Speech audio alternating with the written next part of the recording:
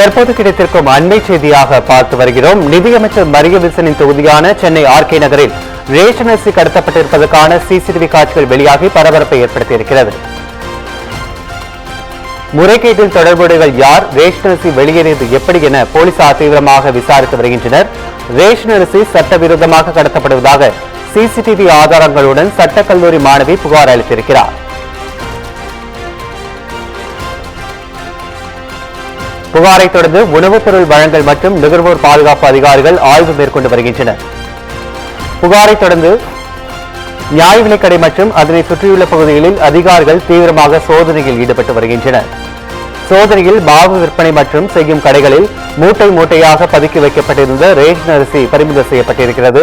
முறைகேட்டில் தொடர்புடையவர்கள் யார், ரேஷன் அரிசி வெளியேறியது எப்படி என போலீசார் தீவிரமாக விசாரித்து வருகின்றனர்.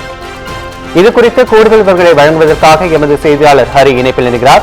வணக்கம் ஹரி, நிதியமைச்சரின் சொந்த தொகுதியில் ரேஷன் அரிசி கடத்தப்பட்டிருக்கிறது, முழு விவரங்கள் என்ன?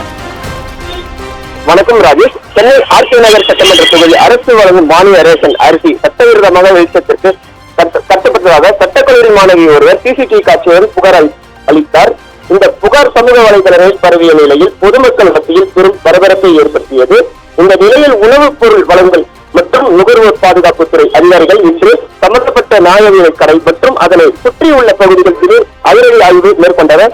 பல மணி நேரமாக நடைபெற்ற இந்த சோதனை மாவு விற்பனை செய்யும் கடைகள் உள்ளிட்ட பல்வேறு இடங்களில் மூட்டை மூட்டையாக பதுக்கி வைக்கப்பட்டிருந்ததாக கூறப்படுகிறது. ரேஷன் அரிசி பறிமுதல் செய்யப்பட்டதாக தகவல் வெளியாகியுள்ளன.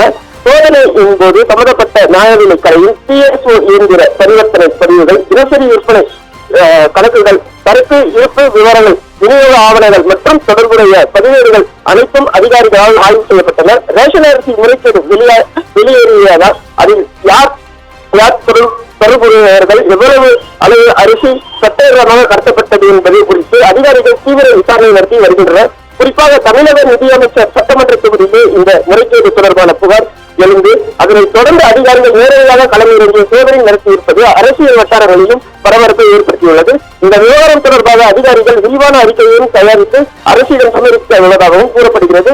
இதற்கிடையில் ரேஷன் பொருட்கள் உண்மையான பயனாளிகள் சென்றடைய வேண்டும் என்றும் அரசு மானிய பொருட்களை கடத்துவோர் மீது கடுமையாக நடவடிக்கை எடுக்க வேண்டும் என்றும் பொதுமக்கள் வலியுறுத்தியுள்ளனர்.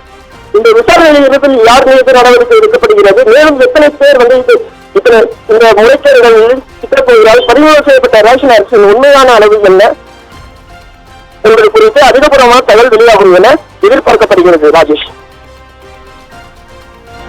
கூடுதல் விவரங்களை வழங்கியமைக்கு நன்றி ஹரி.